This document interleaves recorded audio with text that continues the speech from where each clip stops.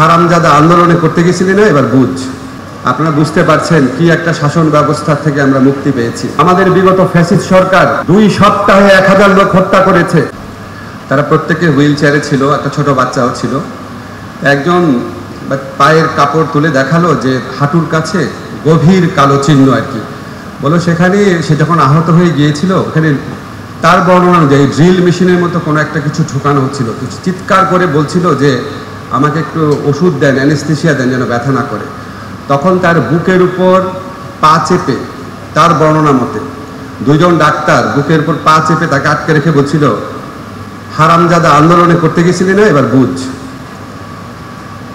আরেকটা ছেলে, তার চোখের কালো চশমা ছিল, খুলে দেখালো, পুরা চোখ নিথর, প্রাণহীন।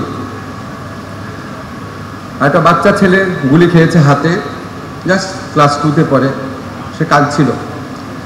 আর একটা ভাই বর্ণনা করছিল যখন তার সাথে থাকা আরেকটা ছেলেকে যখন সে আনছিল দূরের একটা শহর থেকে, তখন অ্যাম্বুলেন্সে বারবার পুলিশ থামাচ্ছিল আহত ব্যক্তিদেরকে তুলে নিয়ে যাওয়ার জন্য, হয়তো হত্যা করার জন্য আহত ব্যক্তিদেরকে। তখন সে বারবার বলছিল যেখানে ডেলিভারি কেস, প্রেগনেন্ট মহিলা আছে। সর্বশেষ পর্যায়ে পুলিশ ইনসিস্ট করেছে না, এটা খুলতেই হবে। তখন সে চিৎকার করে দৌড় দিয়ে অ্যাম্বুলেন্স থেকে বের হয়ে যায়, বলে আমার ভাইয়ের মৃত্যু আমার সামনে দেখতে চাই না। তখন একটা আর্মির গাড়ি আসছিল, তার সৌভাগ্যবান আর্মির ভাইরা নেমে এসে তার জীবনটা বাঁচিয়েছে। আমরা যখন এসব বর্ণনা শুনি, আপনারা যখন শুনছেন, আপনারা বুঝতে পারছেন কি একটা শাসন ব্যবস্থা থেকে আমরা মুক্তি পেয়েছি। আমি আগে বক্তৃতায় শহীদদের নাম নিতাম, তারপর মনে হয়েছে যেসব শহীদের নাম আমরা জানি না, তাদের মৃত্যু তো আরও অনেক করুণ, অনেক ভয়াবহ।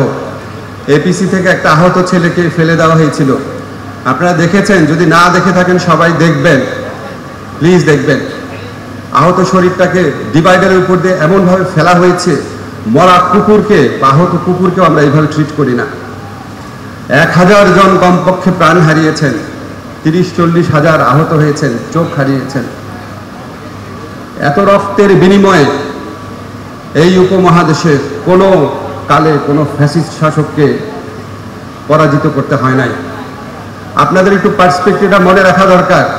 শ্রীলঙ্কাতে রাজাপাকসে অত্যাচারী শাসক ছিল, 9 জন লোক মরেছিল, ক্ষমতা ছেড়ে চলে গেছে।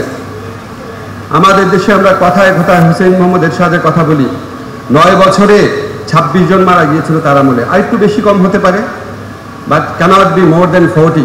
9 বছরে ক্ষমতা ছেড়ে চলে গেছে। আমাদের বিগত ফ্যাসিস্ট সরকার 2 সপ্তাহে 1000 লোক হত্যা করেছে কমপক্ষে।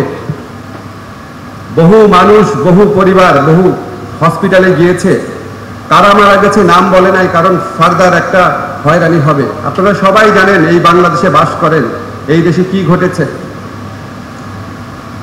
এরকম একটা হাহাকারের মধ্যে দিয়ে, এরকম একটা পৈশাচিক নির্মম ফ্যাসিস্ট ব্যবস্থার বিরুদ্ধে আজকে ছাত্র জনতা তাদের রক্ত দিয়ে, জীবনপণ প্রতিজ্ঞা করে আমাদের শুধু দেশ গড়ার সুযোগ এনে দেয় নাই, আমাদের সামনে এই প্রশ্ন হাজির করেছে যে এরকম একটা ফ্যাসিস্ট নির্মম শাসন ব্যবস্থা, যারা দেশের তরুণ ছাত্র সমাজের উপর গুলি করার নির্দেশ দেয় এবং গুলি চলার পর আরো অনেক বেশি মৃত্যুর জন্য নির্দেশ দেয়, হসপিটালে গেলে চিকিৎসা করতে দেয় নাই। আপনারা অনেক পত্রিকায় রিপোর্ট করেছেন।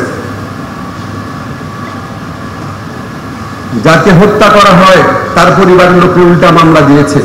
এরকম একটা নির্মম শাসন ব্যবস্থা আপনারা প্রত্যেকে অনেস্টলি এই উপমহাদেশের সকল ফ্যাসিস্ট শাসন ব্যবস্থার সাথে কম্পেয়ার করে দেখেন। আমাদের মধ্যে তাই এই প্রশ্ন এই ছাত্র জনতার বিপ্লবের মধ্যে উত্থিত হয়েছে, এই ফ্যাসিস্ট ব্যবস্থা তৈরিতে আমাদের কি রোল ছিল? আমরা কি এই অন্যায়ের বিরুদ্ধে ভূমিকা পালন করেছিলাম? আমরা বলতে আমরা বিশ্ববিদ্যালয়ের শিক্ষক, সাংবাদিক, সাহিত্যিক, বিচারক, সরকারি প্রশাসনে যারা লোক আছে, আমরা কি আমাদের দায়িত্ব পালন করেছিলাম? আমরা ছোটবেলা থেকে একটা কথা পড়ি যে অন্যায় যে সহে আর অন্যায় যে করে মম ঘৃণা যেন তাহে তৃণ সমদহে, সবাই একই চাপে। আমরা কি আসলে করেছিলাম? আমি এই প্রশ্নটা আপনাদের সবার কাছে রেখে গেলাম, আমার কাছেও রাখি।